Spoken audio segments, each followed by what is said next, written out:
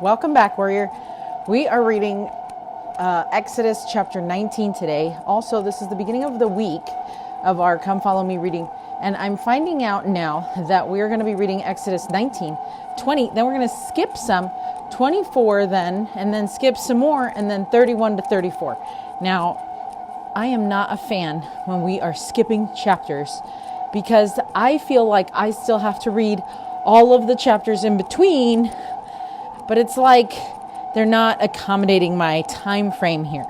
I need to finish all the chapters in between because it's my OCD in needing to read. Like, I can't say that I read the Bible if I didn't read all of the chapters, right? So I don't appreciate that we're not going to be including the rest of the chapters. But now I'm supposed to be reading 14 chapters this week. No, 15.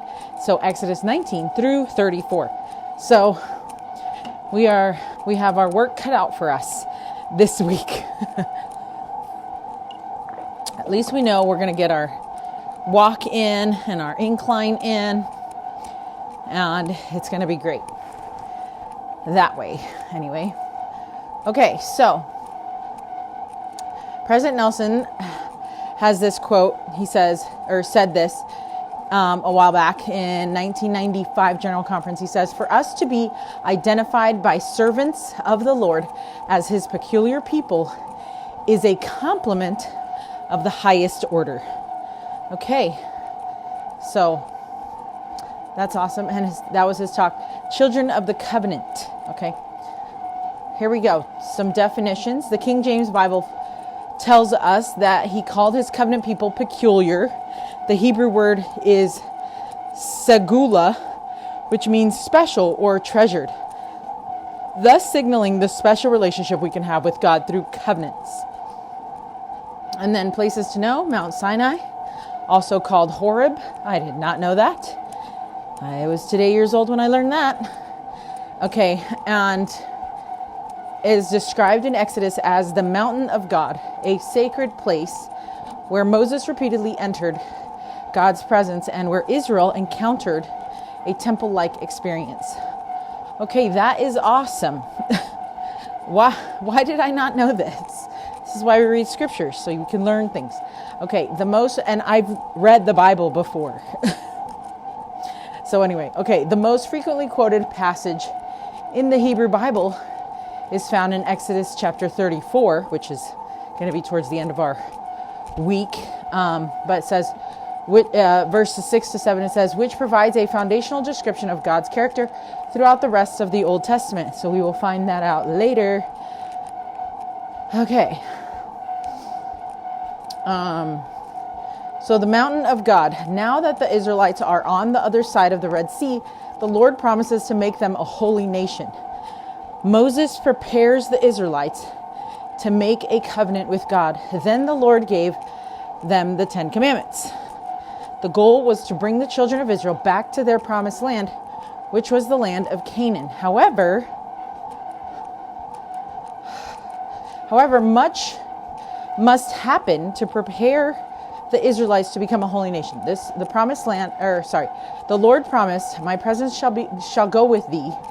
Upon Mount period. Upon Mount Sinai, Moses received the two stone tablets that contained God's law. And while Moses was gone, the children of Israel made a golden calf and worshipped it. The Israelites were then given a preparatory law known as the law of Moses." Okay. So in this chapter, we're going to have the formation of a covenant people at Sinai is what we're going to be talking about. Okay. So here we go. Exodus chapter 19 says, the Lord covenants to make Israel a peculiar treasure, a kingdom of priests and a holy nation. The people sanctify themselves. The Lord appears on Sinai amid fire, smoke, and earthquakes. Okay. We're not even 5 minutes in, and I already need to take this off so that I can take my sweater off. Whew.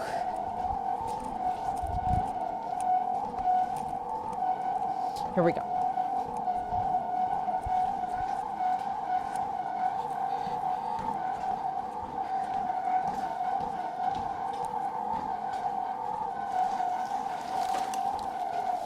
Oh boy, I just reset on my walk.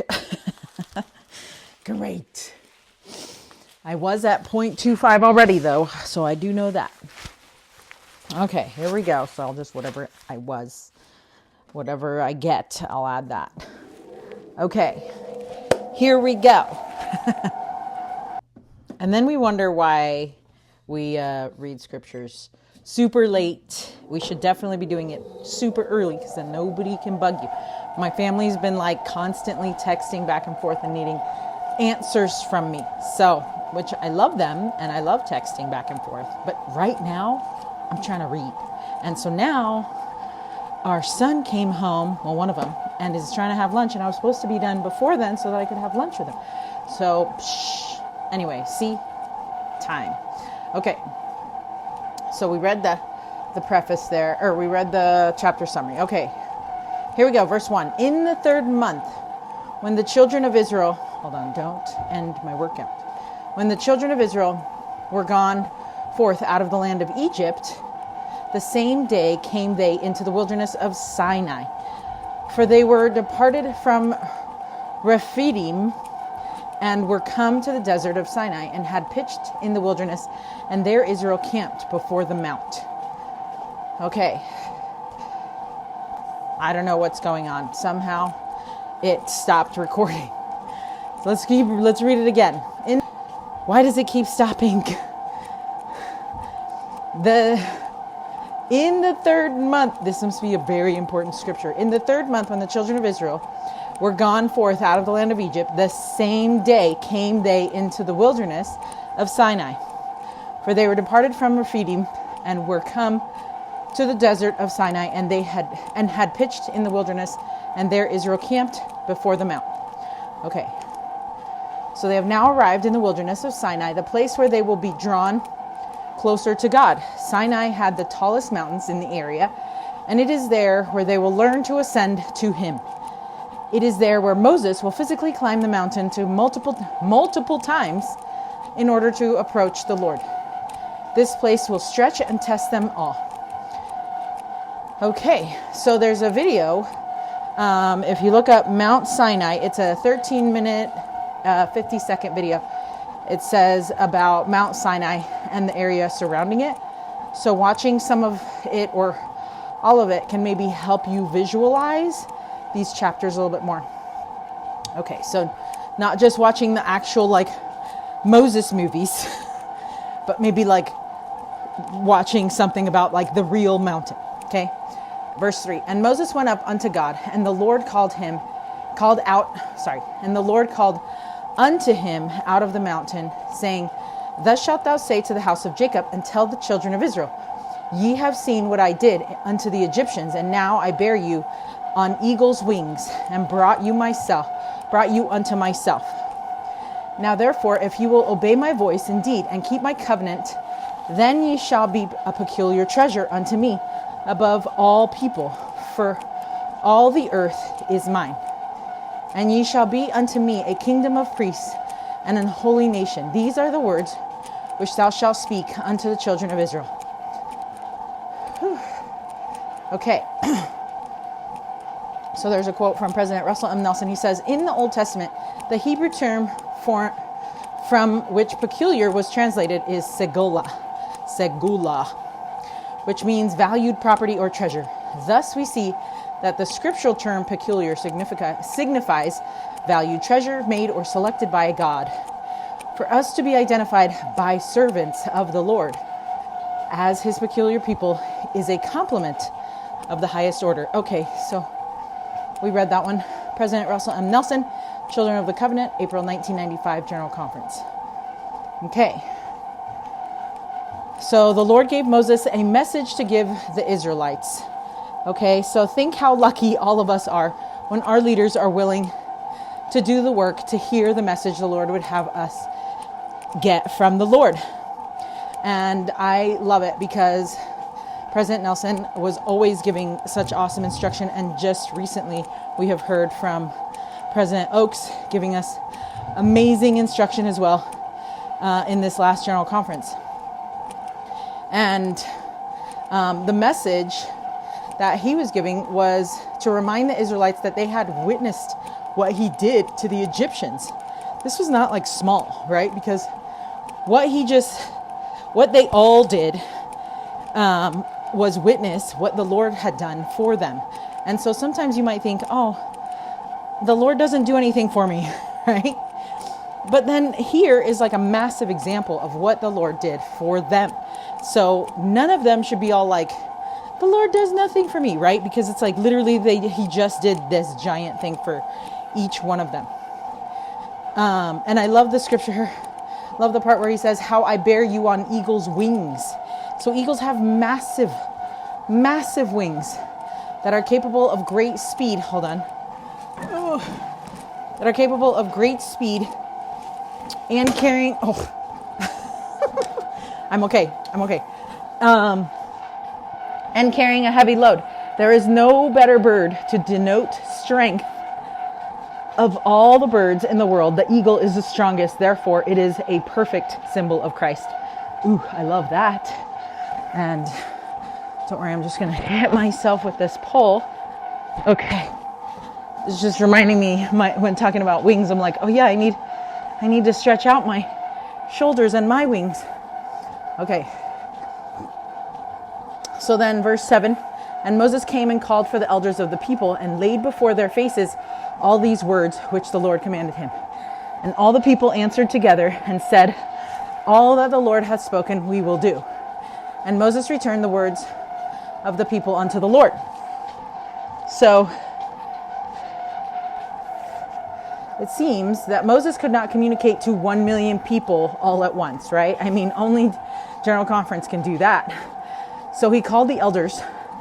Remember the ones that were in charge of thousands and hundreds and fifties and tens, right?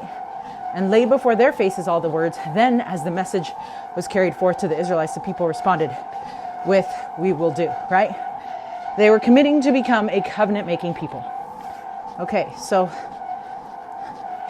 that's good. And the Lord said unto Moses, lo, I come unto thee in a thick cloud, that the people may hear when I speak with thee and believe thee forever. And Moses told the words of the people unto the Lord. And the Lord said unto Moses, go unto the people and sanctify them today and tomorrow, and let them wash their clothes and be ready against the third day. For the third day the Lord will come down in the sight of all the people upon Mount Sinai. Okay. So before the Lord came to give the law of the people, which he did with great majesty and power, he wanted the people to sanctify themselves. They needed to clean their clothes, which was outward, but sanctification also included inward cleansing. The Lord also gave strict commands with his appearance unto the people. This sacred experience would require serious preparation and understanding if they were to truly covenant with God. They needed to be ready. So Moses went to the people and they sanctified themselves. And he said to them, be ready. And the bounds also needed to be set. Bounds needed to be set around the mount, similar to how bounds are set around temples today. Oh, nice. Okay.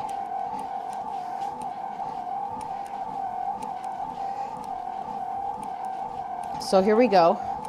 Verse 12, and thou shalt set bounds unto the people round about, saying, take heed to yourselves, that ye go not up into the mount, or touch the border of it.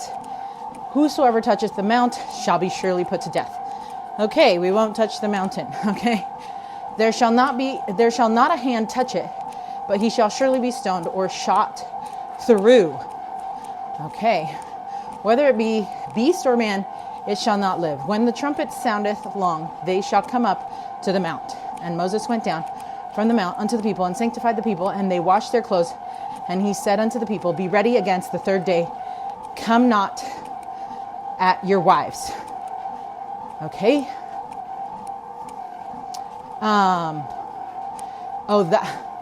That's what that means. Okay, so come not at your wives means no sexual relations during this time. Got it. Okay, and then, because you got to be clean, right? Okay, and it came to pass on the third day in the morning that there were thunders and lightnings and a thick cloud upon the mount, and the voice of the trumpet exceeding loud, so that all the people that was in the camp trembled. And Moses brought forth the people out of the camp. Okay, so the washing feels a little bit like the washing in the when you're making the initiatory covenant, or when you're doing the initiatory ordinance, right? That's what it kind of feels like. It's giving those kind of vibes, okay? And then verse 17, and Moses brought forth the people out of the camp. Oh, sorry, hold on. A thick cloud upon the mount, and the voice of the trumpet exceeding loud, so that all the people that was in the camp trembled. Oh yeah, I did read that. Okay, and Moses brought forth the people out of the camp to meet with God, and they stood at the nether part of the mount. And Mount Sinai was altogether on a smoke, because the Lord descended upon it in fire. And the smoke thereof ascended as the smoke of a furnace, and the whole mount quaked greatly. And when the voice of the trumpet sounded long and waxed louder and louder, Moses spake, and God answered him by a voice. And the Lord came down upon Mount Sinai on the top of the mount, and the Lord called Moses up to the top of the mount, and Moses went up. And the Lord said unto Moses, Go down, charge the people, lest they break through unto the Lord to gaze, and many of them perish. And let the priests also, which come near to the Lord, sanctify themselves, lest the Lord break forth upon them. And Moses said unto the Lord, The people cannot come up to Mount Sinai, for thou chargest us, saying, Set bounds about the mount, and sanctify it. So yeah, that makes sense. And the Lord said unto him, Away, get thee down, and thou shalt come up, thou and Aaron with thee. But let not the priests and the people break through to come up unto the Lord, lest he break forth upon them. So Moses went down unto the people and spake unto them. Okay, so it seems like the Lord, so as the Lord said, there were thunderings, lightnings, and a thick cloud. Then there was the voice of the trumpet exceedingly loud. A trumpet is a heralding call. It announces a proclamation. It is loud and breaks through noise. When this happened, Moses brought the people to the mount, and the mount was covered in smoke because of the fire upon the mount, and the whole mount quaked. Then the voice of the trumpet sounded long and louder, right? The Lord was preaching a sermon from his temple on the mount. Moses then spoke, and the Lord called him to the top of the mount. So this is the second recorded time that Moses ascended to God. Okay. The Lord then told Moses to go back down and tell the people to not break through the barriers. The holiness of the mount required bounds, for upon the mount they were in the presence of the Lord. Therefore, those bounds must be honored. Moses was then to go down and tell those who held the priesthood to sanctify themselves, and then Moses was to return with Aaron. Okay. So, we are on the mount. Go tell it on the mountain. You do not want to hear the rest of my singing, but that's the song that comes to mind about this. And so now I'm going to have to go listen to that because I don't know the full words. But yeah, that is it for chapter 19. And our read it, live it is this here. And it's based on verse 5. It says, If ye will obey my voice, then ye shall be a peculiar treasure unto me. God's laws were not restrictions. They were invitations to live a higher, richer, more abundant life. I love that. Live as his treasure. Ooh, I love that. And I just found out minutes ago that we have, our church just came out with new names for the 12 to 13, 14 to 15, and 16 and up girls. 16 to 18, I guess. We used to have their names be Beehives, Maya Maids, and Laurels. But now, we had no names for a while, and now we have new names. And they're pretty long, I guess. And I don't know, like, as a female and a mom, a girl mom, I wonder about the names. And I know that they are, doesn't really matter, honestly. Like, just call my daughter her name, and it's fine to do the age groups, but as a leader, it was easier to call them by their group name, right? And so anyway, I'm not trying to not be supportive of our church with the callings of the different names, but they're so long. You'll have to go look it up, because now they're so much longer than what was intended. And, I get that because the women don't hold the priesthood, that the priesthood has really short names, Aaronic priesthood. And then there's like deacons, teachers, and priests, right? And it's like, it's super quick, super short. And then there's the Melchizedek priesthood, and then there's offices there. And so it's like, I get it that it's different because it's not the priesthood, but at the same time, I'm like, maybe we should have just never named them so that it would have never been a thing. But now that it is a thing, now it's like, oh, sad. So we just keep changing what females are going to be called, what the women are going to be called as, or the girls, right? And it just makes it feel very, like I can make it feel whatever I want it to feel, right? And so, right, because that's the story that the story we tell ourselves is what matters, right? And so I could tell myself, it's fine, it's going to be fine. But of course, it does make it feel like we don't know what to call you, so we keep changing things. And it's like, oh, sad, don't just change it, like just leave it, right? Like it would have just been fine, I think, if they would have just left it, because they had already made a decision. But everything has to do with names, right? Like, names are so important. And so I get that they felt like they needed to name them. And yeah, deacons, teachers, and priests mean different things. I mean, at least teachers mean that you teach, right? But anyway, and it's like ancient names and things, and they didn't have those for females, and so I know that they're trying to help us and whatever, but I don't know. It's just really unsettling. Maybe that's the word. It's like, oh, okay, we're going to try to do names again, and I love our prophet, and I think he's the best, and I'm sure that he had to figure out, have approval and things, and other general authorities had to do that. And so I appreciate their willingness to try and make names, So, and I do like what the names mean, but they're like what it means after you read through the whole name and what it stands for. It's just kind of long. But anyways, okay, that is it. I just needed to rant about that for a second, but those kind of things aren't going to change my testimony of Jesus Christ. So to me, it's like, it's fine. I can talk about it. It doesn't matter in the end. But, okay, that's it. So until Exodus chapter 20, stay strong, warrior. Maybe they should have called us warriors.